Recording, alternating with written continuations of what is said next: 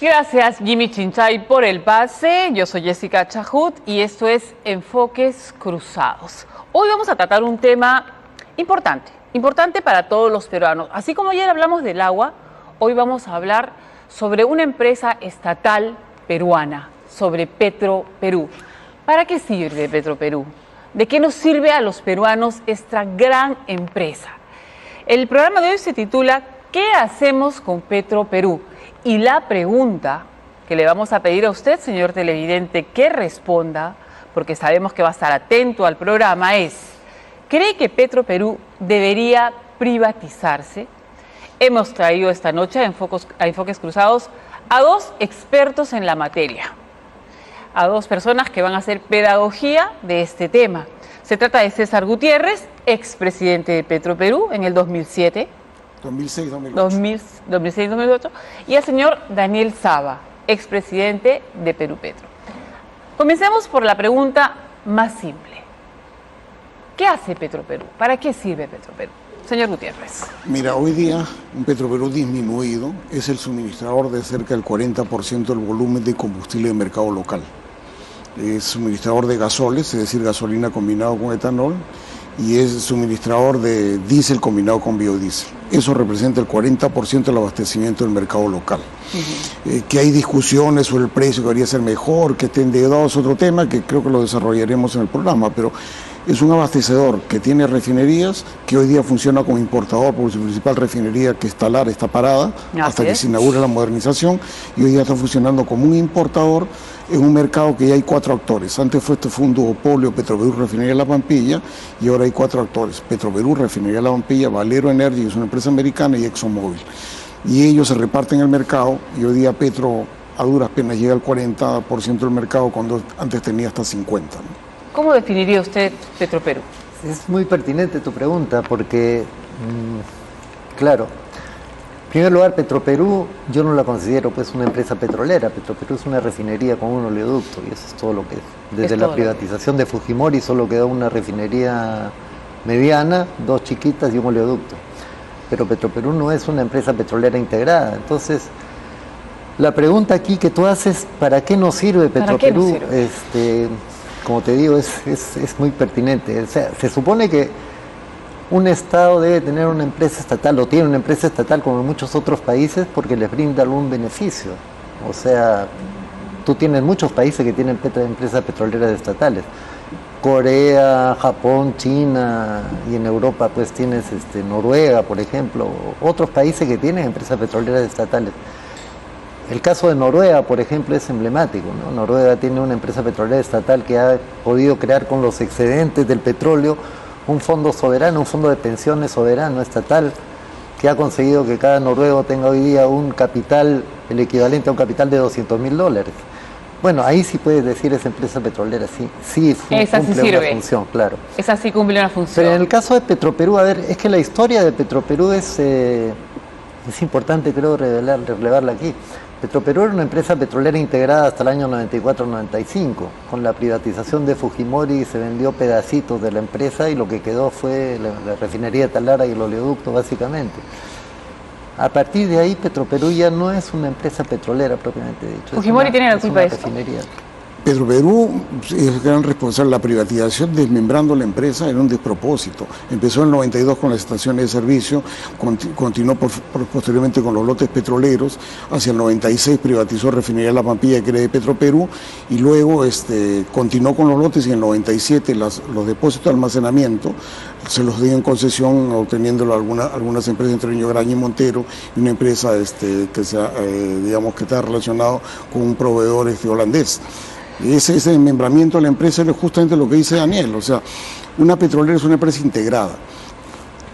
Tengo el insumo crudo, lo exploto, tomo la refinación y luego llego hasta la última parte de la cadena de servicio. Hoy día Petroperú recibe crudo de terceros, refina y vende en la puerta porque no tiene cadena comercial. Y las estaciones que tuve, que son cerca de 700, son estaciones identificadas con el nombre de Petroperú, no son de Petroperú.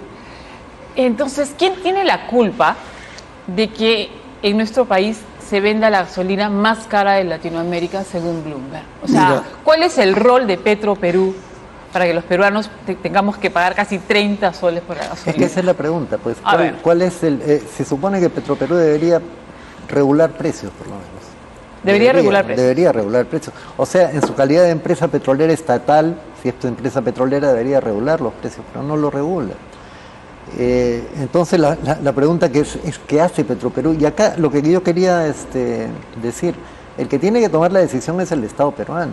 O sea, si quiere tener una empresa petrolera realmente integrada, y podría ser, tiene que dedicarse a la reorganización de Petroperú, a sanearla financieramente y todo lo demás, para que pueda entrar al campo a explorar, que en este momento no hay nada de exploración en el Perú, dicho sea de paso. Es que no hay plata, pues, para explorar. Bueno, no hay Se plata necesita porque mucha plata y Petroperú está sobreendeudada. Bueno, es que ahí está el problema, pues Petroperú tiene una deuda de 5.000 millones de dólares o más.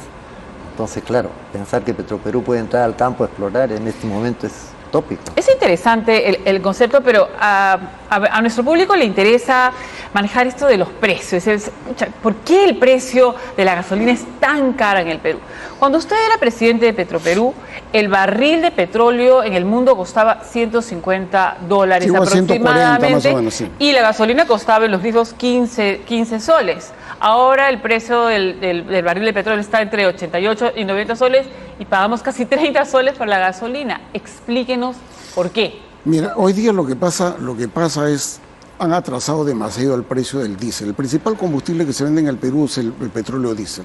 Casi se vende en volumen 2.6 veces lo que se vende entre gasol 95 y 90, que es casi todas las gasolinas. Gasol, no gasolina. Claro. Si alguien Sí, dijo que todo- yo hiciera la diferencia. O sea, la obligación es vender gasol, que es Gasol. gasolina combinada con etanol al 7.8% del volumen, es el gasol. Ok, para que no sea tan contaminante. Claro, entonces, entre el gasol de 95 y 90, volumétricamente, de todos los gasoles que se venden, pues también 84, 97, 98, el 95 y 90 es el 90% total del volumen. Ajá. Ya. Pero el diésel se vende 2.6 veces ese volumen. ¿Qué ocurre? Se ha decidido subsidiar el diésel. Entonces, al subsidiar el diésel, le dicen a Petroperú y a los otros importadores también, porque hoy día Petroperú es un importador, le dicen, si debería costar 22 soles, no, véndelo a 20. Yo te debo 2 soles. Lo anote en cuenta el Fondo de Estabilización. ¿Cuál es la fecha de devolución? Fecha incierta. Entonces, para mitigar esa cuenta por pagar, o cuenta por cobrar, mejor dicho, lo que hacen es subir las gasolinas. Hoy día las gasolinas se están vendiendo mucho más caro que lo que deberían ser. Y el porcentaje de caro ya es casi de escándalo. Estamos hablando casi 40% más de lo que debía ser.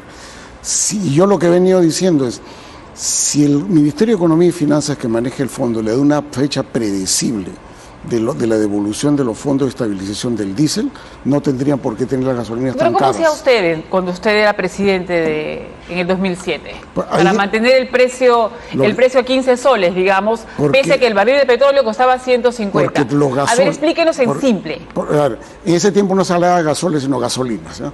Pero Ya. el concepto es el mismo. A ver. Pero ¿qué ocurre? Tanto las gasolinas como el diésel, todos estaban en el fondo de estabilización.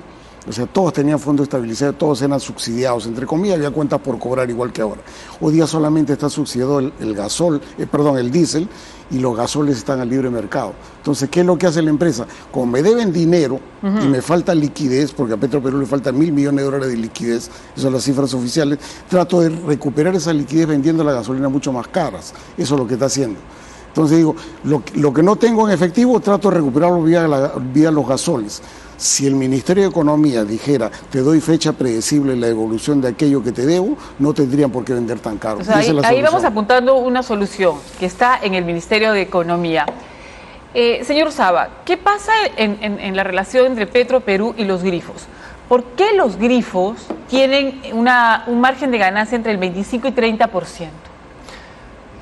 Los grifos son independientes de fijar los precios. Que los precios Es el libre mercado. Sí, claro, es el libre mercado. Pero ¿no es exagerado 30% de ganancia? Claro que es exagerado, pero es que si Petroperú hubiera tenido sus grifos, seguramente los precios serían mucho más bajos. Pero Petroperú no tiene grifos. Yo tiene. leo en las calles Petroperú. No, ¿Tiene o no tiene grifos? No, tiene No. estaciones identificadas bajo la marca de Identificadas Petroperú, pero con no la su marca de propiedad. Petroperú. Es un suministrador de combustible y el dueño de la estación es libre de poner el precio que él quiere que haya conveniente. ¿Y por qué Petroperú no tiene estaciones? O sea, yo pienso como un ciudadano simple, yo no soy experta en esto. ¿Por qué Petroperú no distribuye directamente su combustible? Porque sencillamente lo depredaron las estaciones, se vendieron en el año 92. Les quitaron los grifos, pues claro. Petroperú tenía una cadena de grifos grandes, se la quitaron. La vendieron, fue lo primero que se vendió, si no me recuerdo mal. ¿Y de quién depende que Petroperú distribuya directamente Bueno, pero es que a eso me refería, es el Estado el que tiene que desarrollar primero una política energética, que creo que en este momento no existe, ¿ya? Y un plan para Petroperú. ¿Qué quiere hacer con Petroperú? Porque finalmente Petroperú sigue siendo una empresa estatal. ¿Qué quiere hacer el Estado con Petroperú? Dejarla a su suerte, entonces vamos a estar en una situación no muy halagüeña. Es decir... Claro, el tema es que hoy día estamos mirando parchar los contratiempos inmediatos, ¿no? ¿Cuánto te falta? 750 millones, claro. Te los presté en abril, me lo devuelves en diciembre. No tengo para devolver en diciembre, lo pateo para el 2024 según la ley de presupuesto. Pero eso va más allá, aquí tengo que mirar el concepto completo. ¿Tengo que tener estaciones, sí o no? La respuesta es sí. Ya. ¿Qué se necesita? ¿Cómo doy el primer paso? Bueno, el tema es fondos, pues, y si eso es fondos, lo que ocurre es que el Estado tiene que tomar una decisión, como menciona Daniel. Vamos a tener estaciones, vamos a tener campos, pero hay que poner dinero. ¿Lo ponemos o no lo ponemos? ¿Cuánto dinero se necesita? No, mira, ya solamente con el tema de la deuda estamos hablando de 4.500 millones de largo plazo, y hoy día la liquidez, solamente el capital de trabajo, es decir, el dinero necesario para pagar los combustibles que importa, me están faltando $1.000 millones. Es que el tema de la deuda complica todo el análisis, pues, porque cuando César era presidente, yo era director en esa época también de Petroperú, Petroperú no tenía una gran deuda.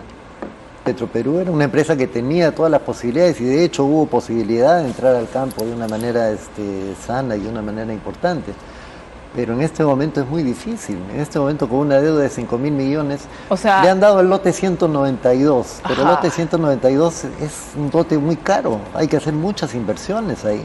Entonces, Petroperú, con esta tremenda deuda que tiene, no se podría privatizar. No, o sea... Nadie se atrevería. Mira, no, por supuesto. La deuda de Petroperú es de 5.000 millones de dólares. Y lo que yo estuve calculando ayer, haciendo cálculos rápidos, el precio de Petroperú no estaría encima de $1.000 millones de dólares. O sea, no hay comprador en el mundo. ¿Cómo solucionamos si encuentras un comprador que asuma la deuda, encantado. ¿Cómo? O sea, si yo soy un comprador, un Elon Musk, y quiero comprar Petroperú y tengo esa plata, ¿cómo haría para que sea rendidora? No, o sea, es muy difícil. Primero que la deuda hay que pagarla. Y el problema de pagar la deuda es, si el margen que dejara, que es la expectativa que tienen a vender $10 por barril, hoy día valía antes $4.50, la cantidad de dinero que recauda no sirve para pagar los flujos que tengo hasta el 2032. Tengo que salir en apoyo de eso, tengo que sinceramos. ¿Cómo vamos a pagar los 313 millones de dólares que tengo que pagar año a año hasta el 2032? ¿Tengo fondos o no tengo fondos? Con el margen que he proyectado, no. Entonces tengo que decir el Estado, bueno, ¿cómo apoyo esto? Pues otro dice, no, véndelo pues. Bueno, ¿quién lo va a comprar? Y lo otro dice, que quiebre. Yo escuchaba varios, que quiebre. Dice, ya bueno, que quiebre. ¿Y quién es el suministrador de ese 40% del mercado? ¿Quién sería? ¿Quién sería? Siempre uno tiene que pensar. Habría que importar, ¿no? Exacto, quería llegar justo a esa pregunta. La actual administración de Petroperú ha hablado de explotar, ¿no? Sí. Pero ¿no sería mejor volvernos importadores de gasolina tal como lo hace Chile? Hoy día somos importadores. Petroperú es un importador, Talara está parado. Ya. Pero ahora hay que terminar esto. O sea, Talara da por terminar. A corto plazo lo que tú dices tiene todo el sentido del mundo. Pero si nos volvemos importadores de gasolina, la pregunta que se cae sola es entonces ¿para qué queremos tener a Petroperú? Exacto. Sí, claro. Pero es que esta conversación nos está llevando a un solo lugar. Claro, pero es que a corto plazo, si se toma una decisión en este momento con las condiciones actuales, a lo mejor lo que dice César, o lo que le han dicho a César, pero claro, no es lo que tú dices, sino lo que te han dicho. Sí. Pero yo creo que Petroperú podría tener potencial, pero dentro de del marco de un plan que esté dentro del marco de una política energética pues coherente. En este momento está cada uno a su suerte, y ese es el problema. Sí, pues. Ese es el problema. Cada vez que yo me siento con expertos, busco soluciones y busco personas que tengan esa cabeza fría, ese conocimiento suficiente para saber hacer las cosas. ¿Quién puede ser esa persona en el Perú que nos ayude a solucionar el problema de Petroperú? Porque estamos cargando con Petroperú los peruanos. Estamos cargando con una empresa que no es rentable. Más que personas, o sea, el tema es, hay que sanear Petroperú, empecemos por garantizar que se pague el flujo de la deuda. De ahí podemos pensar más tranquilos de poder invertir.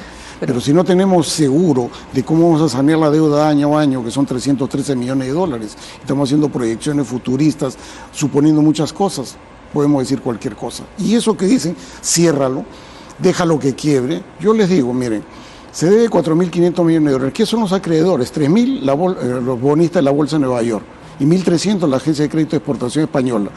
Imagínense qué ocurriría, cómo mirarían al Estado peruano, que es el 100% del propietario de Petroperú. Es decir, su empresa del cual usted es 100% propietario cayó en default, no paga. Sería contra el Estado peruano. ¿Y qué pasaría? Bueno, es que si los bonos de Petroperú caen en default, la deuda total peruana puede estar en riesgo también. Claro. O sea, Petroperú es una empresa grande, tiene una cantidad de emisión grande. Ya el hecho de que estén aumentando el rendimiento de los bonos de Petroperú, que quiere decir que los precios están bajando, no es una buena noticia para las finanzas peruanas tampoco. Siempre hay que mirarnos en el espejo y de las experiencias de otros países. ¿Chile cómo administra empresa estatal? Chile tiene una empresa estatal, ¿cómo la maneja? Es una empresa estatal manejada con bastante responsabilidad. Yo creo que este tema que hoy día se vive, la irresponsabilidad de endeudamiento empieza en el 2017. Y en el 2017 no había un gobierno de izquierda. En el 2017 recordemos que Pedro Pablo Kuczynski era el que dirigía el gobierno. En el 2017 se decide por Junta General de Accionistas, es decir, por el Ministerio de Economía y Finanzas y Energía y Minas, endeudar a Petroperú por 3.000 millones de dólares. Ajá. Ahí empieza el drama. El tema es que ahí hubo irresponsabilidad. En el año 2017, cuando coloca 2.000 millones de dólares en Nueva York en deuda, premian a Petroperú por colocar deuda, ¿no? Por supuesto, debo decir, ¿cómo no te voy a querer? Pues si me estás tomando deuda. Entonces, ahí empieza el drama de Petro. Y ahí comienza sin rumbo. Ya teniendo tamaña deuda, manejar la empresa es muy difícil. Hoy día hay que ver cómo se sanea eso, porque lamentablemente no es que yo mañana caiga en default y, como dice Daniel, no vamos a ir pues contra el Estado peruano, que va a decir, oye, esto es un gran incumplido, su empresa que debe 4.500 no paga las cuentas. Claro. Entonces eso no se puede manejar de esa manera, hay que sanear, hay que apoyar.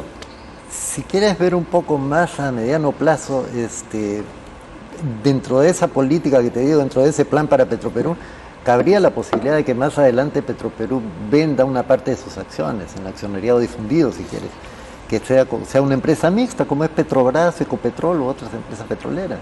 Podría ser esa una salida, pero como te digo, a mediano plazo. Pero para eso hay que tomar algunas decisiones ahora. Con una deuda de 5.000 millones, esa alternativa es inviable. Entonces, ¿qué va a pasar? ¿El Estado va a poder asumir esa deuda o no?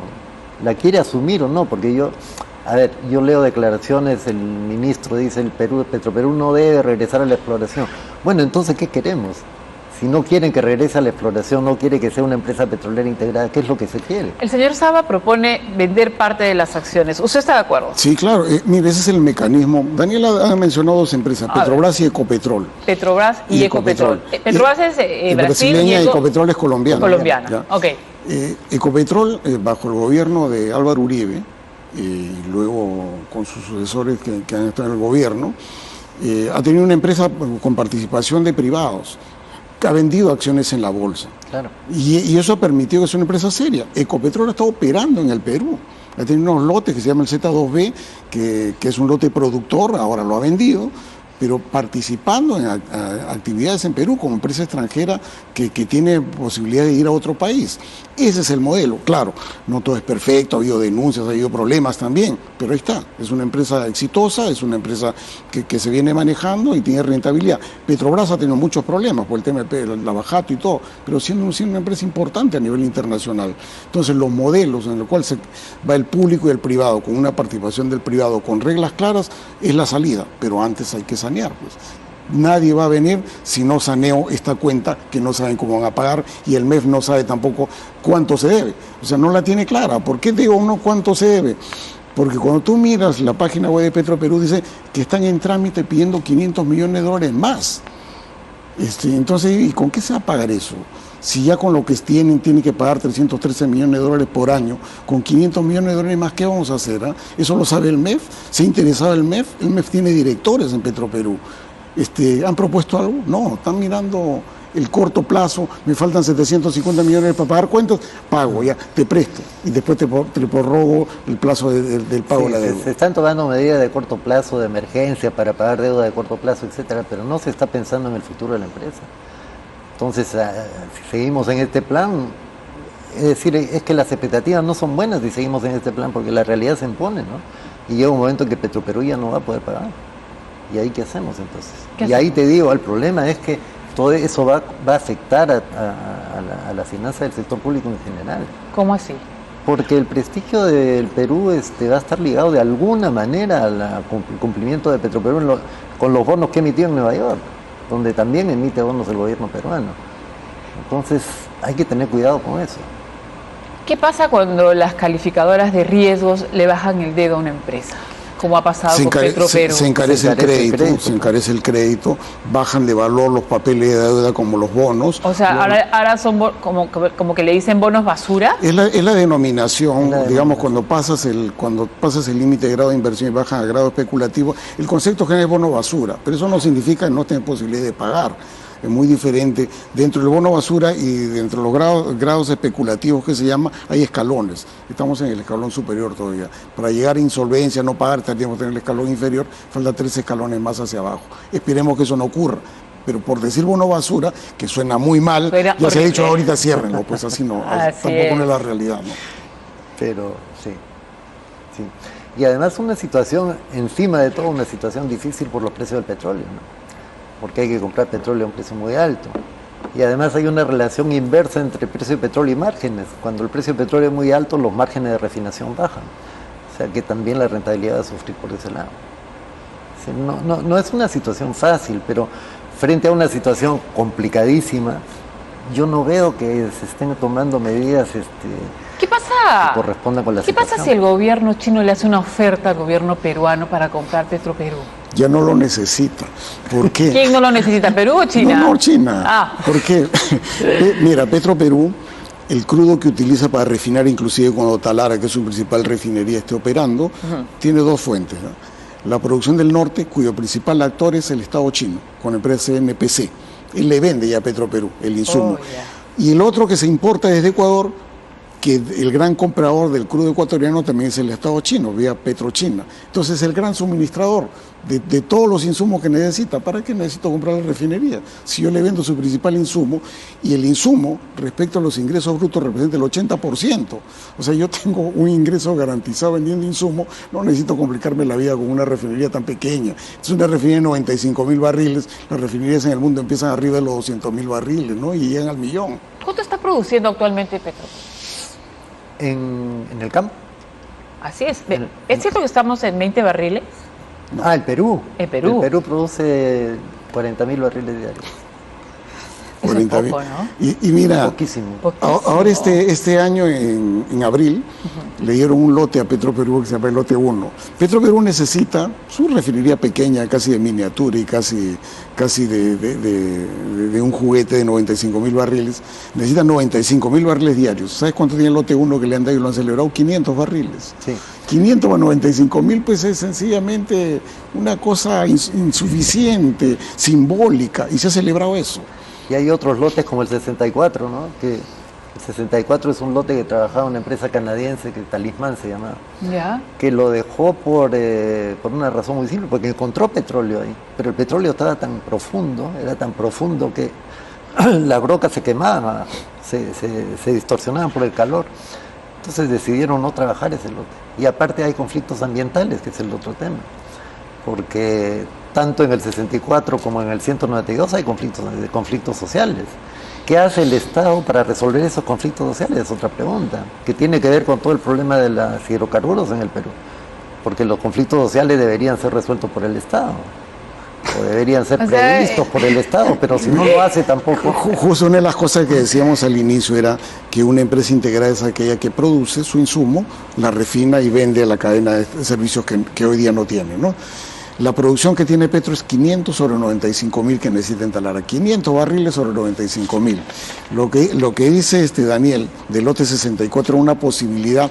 La empresa Talismán, por temas sociales y por temas también que era costoso la producción, se retiró. ¿Y qué hicieron? Presente griego para Petroperú. Toma esto. Y ahora el lote 192 que tanto se habla, otro presente griego. Tiene tal cantidad de conflictos sociales y con toda razón, porque navega en un mar de hidrocarburos que los operadores anteriores lo han dejado y nadie se hace cargo.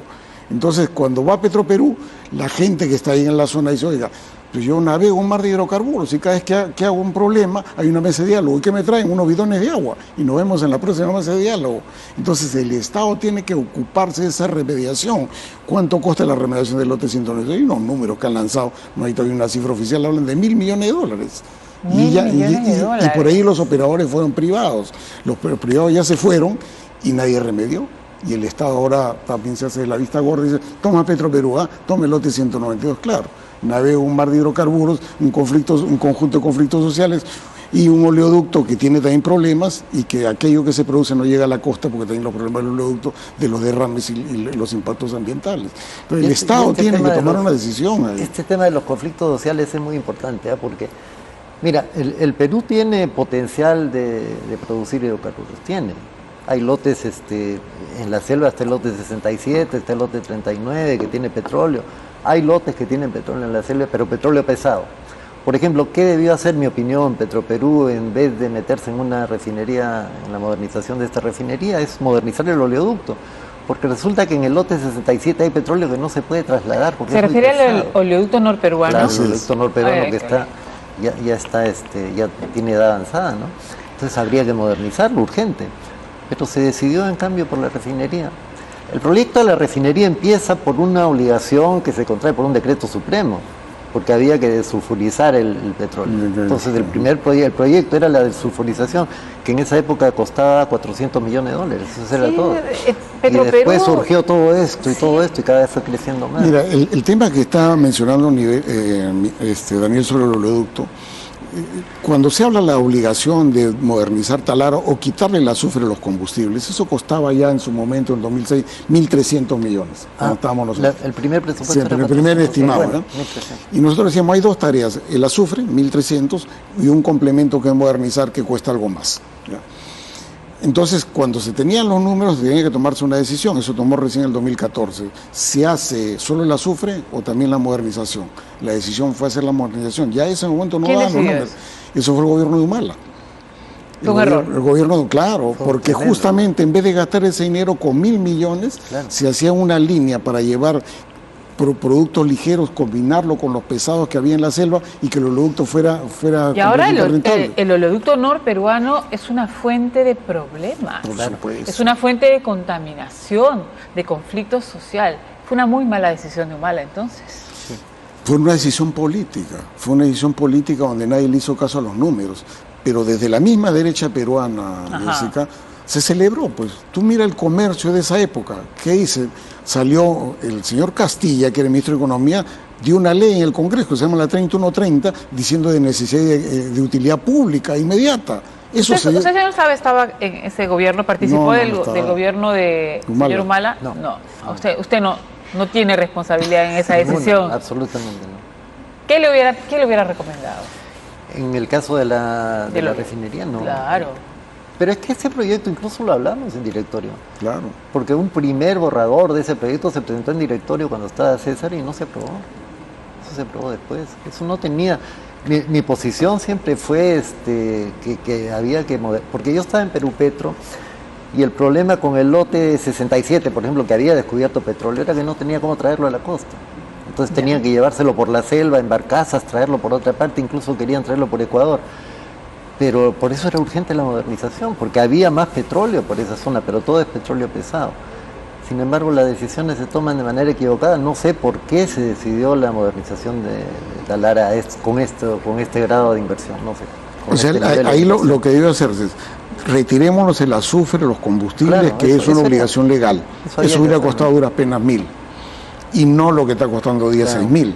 Y invirtamos 1.000 más, que ese oleoducto podría funcionar muy bien y traer los crudos pesados de la selva. Esa era la lógica. Y es importante eso, porque ya que estamos hablando de todo el sector, porque es fundamental reactivar la exploración para poder tener lo que tanto se habla de la seguridad energética. Porque ahora se habla de la seguridad energética en el caso de Petroperú. Está bien, pero la seguridad energética del país no depende de una refinería.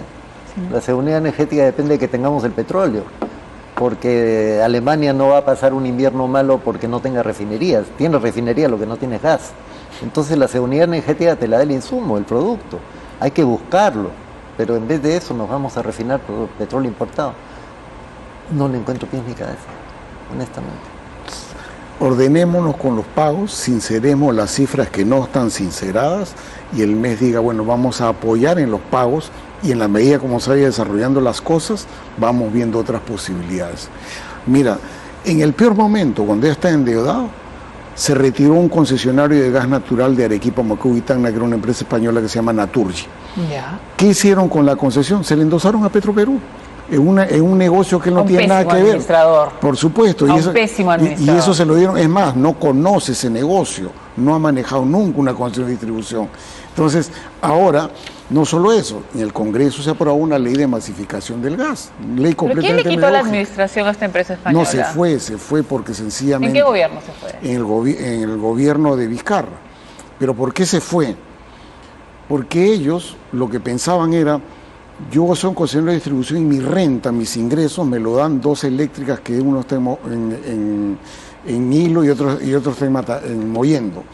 Dos eléctricas que ya están construidas, pero esas eléctricas funcionaban con un gas que venía por el gasoducto subperuano. Si eso funciona, entonces yo rento con las dos eléctricas y hago mi extendido de redes en la ciudad. Como no hubo gasoducto subperuano, hay dos eléctricas que funcionan a diésel en Mollendo e Hilo. Así es lo que tenemos hoy día. Y se desarmó, y entonces dice, bueno, y esto no me es negocio, ustedes me dijeron que esto funcionaba, el gasoducto no funciona, me voy, chao, toma, y lo han demandado al Perú en el CIADE. Oh, y ahí vamos a perder de todas maneras. Entonces, ¿qué hacemos? Ahí perdemos. Otro presidente griego, toma Petroperú. Toma Petroperú. Bien, vámonos a nuestra primera pausa, gracias por estos aportes.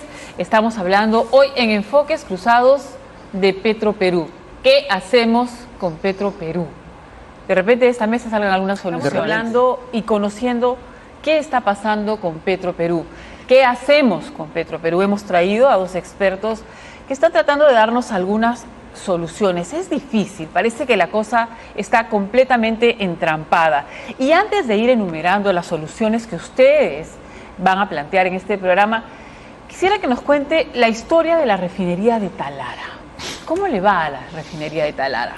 Hace poco fue inaugurada con bombos y platillos, hubo una semana de fiesta en Talara. Fiesta patronal. Una fiesta patronal. Bueno, pero primero vamos por lo último, ¿ya? A ver. Una refinería tiene la parte refinera, que es donde tú tomas el crudo y lo conviertes en combustibles. En combustible. Con gasoles y diésel. En gasoles y diésel. ¿Ya? Ahí hay 16 procesos, destilación primaria, vacío, craqueo catalítico y así. Hay una lista de 16 procesos. ¿Qué se inauguró en abril? De la destilación primaria probaron las bombas. ¿Las qué? Las bombas que circulan el crudo en la unidad de destilación primaria se probó en abril. Ya. Eso se celebró como inauguración. Y duró una semana. Claro, y eso finalmente significó probar parte de los equipos de una de 16 unidades de proceso. Eso es lo que significó. Entonces, vamos por ahí.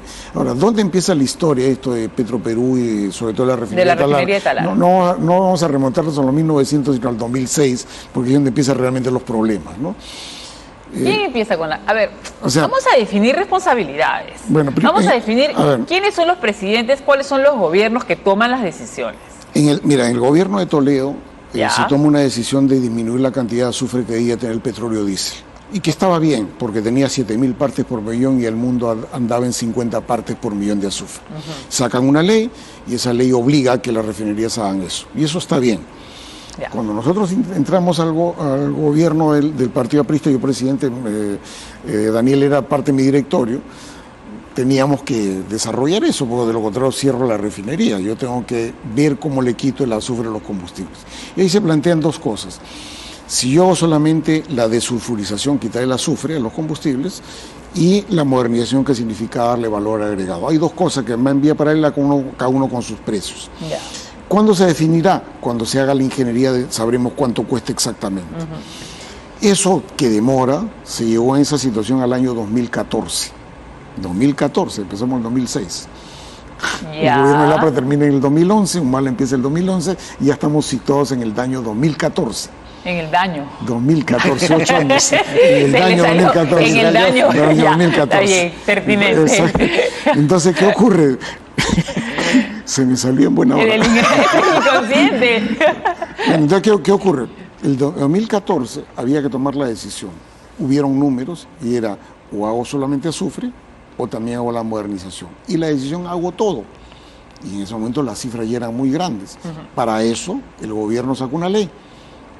Y esa ley se llama la 3130. Necesidad de utilidad pública. Hacerse. ¿Quién firmó esa ley? Sí. ¿Quién la promovió? ¿Quién? El Poder Ejecutivo. ¿Quién era el ministro de Economía? El señor Miguel Castilla. ¿Quién era el jefe de gabinete de asesores? Alonso Segura. Wow. Eso es la Eminentes realidad. economistas. Por supuesto, esa es la realidad. Me dirán, no, pero las proyecciones de ese tiempo, me gustaría ver las proyecciones de ese tiempo, que siempre las reclamamos, nunca las vimos. Pero bueno, se tomó la decisión. Terminó el gobierno de Humala en el 2016, se quedaron con el concepto de hay que hacerlo y la decisión de hay que hacerlo, y entra Kuczynski. ¿Qué decide PPK? Entonces PPK dice, bueno, ¿cuánto necesitamos? El menú preferido de ese gobierno, los bonos, pues. Necesitamos 3.000 millones en bonos y 1.300 de una agencia de crédito de exportación española. Endeúdese. Acuerdo de la Junta General de Accionistas, marzo del 2017. ¿Endeúdese para qué? ¿Cuál era la expectativa? La expectativa era hacer todo aquello que Humala había dejado y el argumento era, como era necesidad de utilidad pública, me obligo a hacerlo. Yo creo que pude interpretar eso, necesidad de utilidad pública, le retiro el azufre de los combustibles y cumplo con mi obligación. Pero PPK era un experto en economía. Pues, estamos demostrando, es un experto en deuda, porque eso originó la deuda, ahí empezó la deuda. Y desde el 2017 para adelante ha sido deuda tras deuda, terminada en febrero del 2021, en la cual tomaron los últimos 1.100 millones de dólares en bonos en Nueva York. 3.000 millones en bonos, 1.300 de la Agencia de Crédito de Exportación, 325 millones de fondos del Estado y 830 millones de dólares de fondos propios de Petroperú. Sumo 5.600 millones de dólares. A ver, tú querías una propuesta antes que... Sí, en Enfoques Cruzados queremos soluciones, planteamos, yo te por diría favor. lo que no se puede hacer. Venderla en este momento así como está es totalmente inviable. No creo que alguien la quiera. Cerrarla. Cerrarla tampoco, es irresponsable. Por porque supuesto. Cerrarla tampoco. Cerrarla tampoco. No se puede vender, no se puede cerrar. Exactamente. Entonces, lo que hay que hacer es justamente eso que te digo, un plan de qué se quiere hacer con Petroperú y cómo llevarla a ser otra vez una empresa petrolera integrada. Y una vez que esté en mejor situación, sí, pedir participación del sector privado por un 49% de las acciones, o 50%, no sé. Esa sería la solución, pero no es una solución inmediata. Inmediatamente lo que hay que hacer es ver qué capacidad de pago tiene Petroperú. Y el Ministerio de Economía tendrá que asumir parte de la deuda, me imagino. Porque de otra manera, claro, por el peso de la deuda, la empresa va a terminar insolvente. Totalmente. ¿Está de acuerdo? Sí, o sea, hay que apoyar la deuda, pero hay que sincerarla, ¿no? Cuando yo leo en la propia portal de Petroperú, que aparte que todo lo que tengo, lo que hemos descrito como cantidad de deuda, dice, estoy buscando 500 más, la pregunta es, ¿solo necesitas 500? Te falta. Eso hay que sincerarlo. Y una vez que se sincere, pues veamos conjuntamente con el MES cuánto hay que apoyarla, hasta que esto se nivele y vamos viendo luego cómo participa el privado. Lo que dice Daniel, el 49% es más. Esa ley 3130 que dice necesidad de utilidad pública establece que se puede vender hasta el 49%, ya ni siquiera necesitas ley. O sea, la ley de que una participación del privado al 49% existe, que fue lo que celebró el Diario del Comercio cuando se tomó el acuerdo de construirla. El Comercio saludó, o sea, el titular del Comercio... ¿Cuál era el titular del Comercio? Titular del Comercio, se puede vender hasta el 49% de las acciones, pero no se decía, oye, pero esto vale 4.000 millones de dólares la deuda, ¿no? Wow. Eso fue el titular. Y no hubo nadie en la prensa grande que estuviera en contra. Que se opusiera. Claro, o sea... Pero es que... Como tampoco... Se dirían cosas a favor. A ver, yo no me acuerdo, no soy especialista en economía, pero ¿qué se decía a favor de esa inversión? No había en absoluto. ¿Pero o sea, cómo? No había en lo absoluto. ¿Qué O sea, había siempre. detrás entonces? Yo no me acuerdo No, sí, el titular. de titulares así muy... Pues el titular era, pues, se podrá vender acciones de Petroperú hasta el 49%, pero eso detrás, sí. detrás de eso había, oye, pues está tomando la decisión de hacer una cosa que cuesta 4.000 millones de dólares. Y se decía, no, va a costar 2.700. Ojo, 2.700 es la parte constructiva. Usted tiene que comprar licencia, usted tiene impacto ambiental, usted tiene supervisión, usted tiene alguien que lo tiene que orientar en la supervisión. Todo eso sumaba 4.000. ¿Qué se volanteó? 2.700, que era la parte constructiva. Fue completamente irresponsable el manejo que se tuvo en la prensa económica sobre el tema. Yo muchas veces me pronuncié, escribí. Es más, el 2017, cuando se va a Nueva York, a mí me contactaron varios fondos de riesgo para hacerme consultas. Y estos 2.000 millones que están lanzando como la es difícil de pagarle. Decía, no importa, el Estado peruano es el dueño y si no lo va a abandonar a su empresa. Eso fue lo que me respondían los fondos de riesgo. Y eso es lo que está ocurriendo, pues. Eso es lo que opinan los bonistas. No importa, el Estado saldrá en auxilio de ellos porque es el propietario. Eso es lo que estamos viendo. Sí, pues. El asunto escapa a lo que es la dirección de Petroperú. Esta es una decisión que tiene que tomar el Estado al más alto nivel. O sea, y mientras no se tome esa decisión, vamos a seguir con esto, con préstamos de corto plazo que lo vas pateando para adelante y es un carrusel que no va a parar nunca. La verdad, lo veo tan complicado. Veo unas salidas muy complicadas. Hay que planificar y estamos con problemas en el precio de la gasolina, estamos con la guerra, estamos con tantas cosas encima. Estamos hablando de un tema central para el Perú. ¿Qué hacemos con Petroperú? Y aquí en el corte nuestros expertos nos lanzan algunos temas que tienen que ver con Petroperú y uno de ellos, señor Saba, es el gasoducto del sur. ¿Qué fue el gasoducto del sur? Ya hemos hablado del gasoducto del norte. El gasoducto del sur debe estar ahí durmiendo el sueño de los justos o ya habrá muerto, no lo sé, ya habrá muerto. ¿No? Pero a lo que yo iba es a la calidad de las decisiones que se toman y que comprometen enormes cantidades de dinero, ¿no? Porque el gasoducto del sur creo que tenía un presupuesto de 6.000 millones de dólares. ¿Cuándo se tomó la decisión de hacer el gasoducto del El sur? gobierno de Humala. Humala, junio del También 2014. Humala. Claro. ¿Y quién era el ministro del señor Humala aquella vez?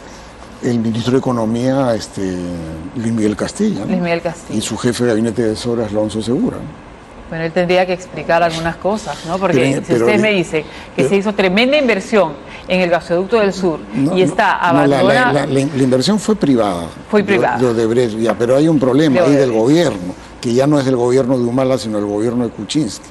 Cuando se le da la caducidad de la concesión en el 2017, se comprometen a pagar los bienes del gasoducto.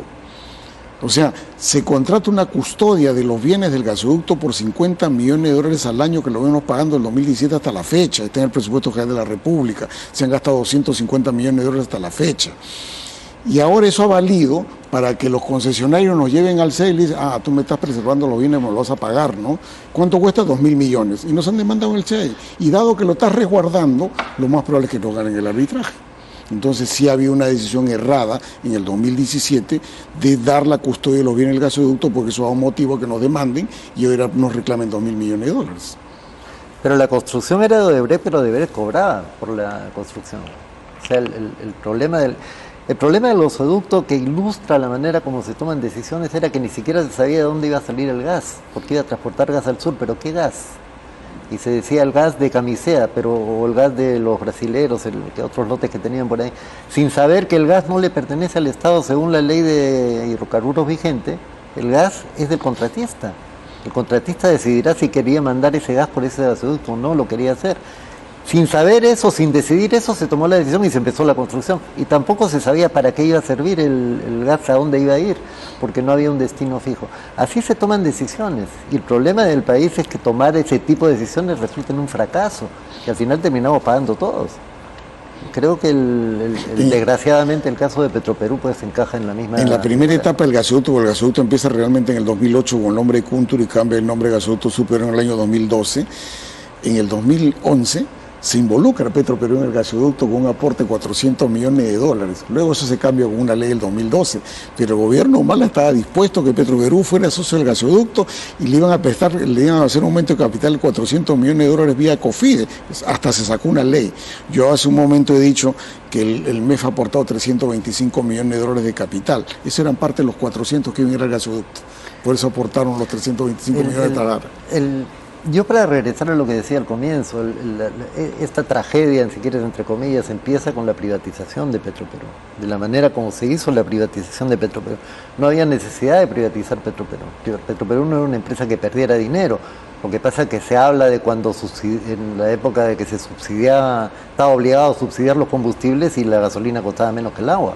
Pero Petroperú no perdía plata, no tenía por qué perderla. Era una empresa que tenía sus campos de producción, su refinería, sus productos, todo, etcétera, y estaba bien. Mira, si Petroperú no hubiera sido privatizada, te aseguro que hubiera podido ser el operador de Camisea. Lo que tendríamos en este momento una gran empresa petrolera. Pero bueno, esas son las decisiones que se toman. Una tras otra y tras otra y tras otra, y estamos en una situación realmente inmanejable. Manejable si el MEF y Petroperú sinceran cifras y dicen qué hacer. Y por el momento es pagar deuda. Si es que hay la intención, se puede hacer muchas cosas, pero no veo que haya la intención, porque ni siquiera veo que se hable del tema de una manera no se habla del tema. Más seria. O sea, esto se le dan créditos de corto plazo, etcétera, pero la situación se va a ir agravando. Y esto yo creo que nos vamos a ver próximamente con el segundo crédito de 750, sí, evidentemente, porque le está faltando $1.000 millones de capital de trabajo, cifras oficiales al segundo semestre del 2022, que está en el propio portal de Petroperú. Le faltan $1.000 millones de capital de trabajo, tiene dificultades para el endeudamiento, negativo, sí. Y entonces probablemente le vayan a tocar la puerta al mes, necesito 1.000 más, ¿no? Entonces, eso hay que sincerarlo, pues, y decir el mismo, bueno, ¿cómo vamos a manejar esto? Pero no basta con darle, pues, por puchos la plata o una vez cada vez que pida. Hay que hacer un programa integral. ¿Cuánto necesitas? ¿Puedes pagar o no para tomar una decisión de largo plazo, de mediano plazo? ¿Qué les parece si vemos cómo ha votado la gente a la pregunta que les hicimos hoy? ¿Cree que Petroperú debería privatizarse? Bien. Sí, 377 personas, no 326. Opinión dividida, ¿no? ¿Qué le parece? Opinión dividida. Y mira, muchos dicen, entre ellos mi amigo Aldo Mariette, dice, y Fujimori no terminó la privatización de Petroperú. Esas opiniones divididas también existían en el año 97 cuando se paralizó la privatización de Petroperú. Fujimori también retrocedió. Mira, hoy día con todos los problemas de Petroperú, esa opinión es bastante dividida. Yo pensé que iba a salir un sí rotundo. Sí, yo también. 100-0. No, es casi miti-miti. Claro. Miti-miti, como dicen los chicos. Habremos contribuido a que no se tome una peor decisión tratando de vender Petroperú así como está, porque sería una... Y una cosita más. A ver. Yo creo que hay que llamar la atención sobre el hecho de la falta de exploración en el Perú en este momento. Y quisiera saber, o quisiera apelar a que Perupetro haga mejor esfuerzo para traer más inversionistas. ¿Quién dirige Perupetro ahora? Discúlpeme. No sé, esto es una buena pregunta. ¿Cómo que no sabe? ¿Cómo preguntarme quién es el ministro de...? No lo sé. Mira, no pues. Mira, pues claro, es que es un tema importante. Hay que googlear. La exploración en Perú prácticamente se paralizó cuando salió Daniel en el 2011. Y de ahí todos los contratos aquí se fueron yendo y no se hizo, se tomó un lote más. Entonces, ¿qué ha ocurrido? El intento de este gobierno por un presidente de Petroperú lo hizo con Daniel Salaverry, de Perupetro. Cierto, abortó. Daniel Salaverry ha estado en Perupetro. Entonces duró, pues, el anuncio duró 1 semana, 2 semanas. Sí. Y de ahí ya no sabemos quién. Yo tampoco se me pregunta. Pero eso te muestra la seriedad con que usted no lo sabe. No lo sé. Eso te da una idea del nivel de seriedad con que se tratan los temas, ¿no? O sea, es terrible. Poner a Salaverry, yo no lo conozco, pero no creo que sepa mucho de hidrocarburos. Y la función de Perupetro es fundamental para atraer inversión, porque en este momento, como te digo, con 0 lotes de exploración no tenemos ninguna posibilidad de encontrar más petróleo en los próximos años. Bueno, yo veo que las soluciones son difíciles, hay que sincerar, hay que hacer un plan, hay que tratar de vender, aunque sea por partes, pero de repente lo que el televidente está viendo ahorita es ¿cómo puede hacer este gobierno para que la gasolina, por favor, no cueste tan cara, para que el Perú no tenga la gasolina más cara de Latinoamérica? Tendría que subsidiarla. Ensayemos, por favor, alguna forma. Tendría que no podemos pagar 30 soles por la gasolina. Yo lo que he dicho, ¿no? A ver. O sea, si no atrasa de esa manera el precio del diésel, le devuelves el dinero que le debes a los importadores, porque Petroperú es 40% del mercado, el 60% son privados, ¿eh? O sea, también los privados están metidos en este problema del alto precio. Si le devuelves oportunamente en fecha predecible el dinero del diésel que le debes, no tienen por qué tener la gasolina tan cara. Esa es la recomendación. A ver, ahorita la gasolina, 28 soles en promedio. ¿Hasta cuánto podría bajar la gasolina? Más o menos 22%. 22%.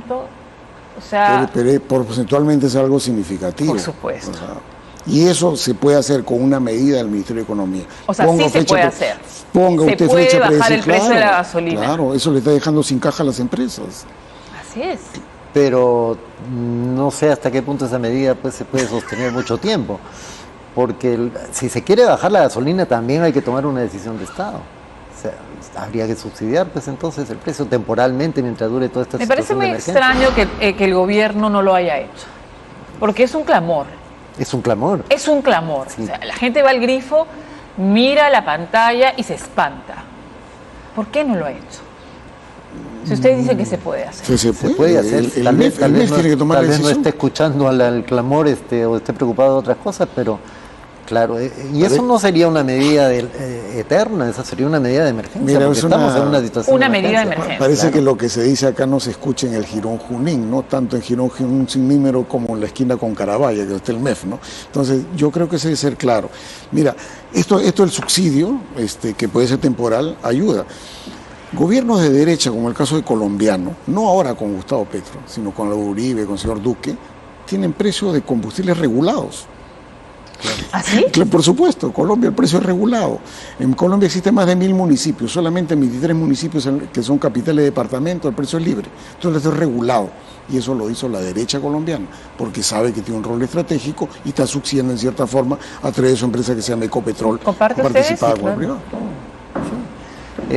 Pero no solamente, en varios países, incluso en países europeos, ya se está subsidiando la energía, porque es Subsidiando o controlando.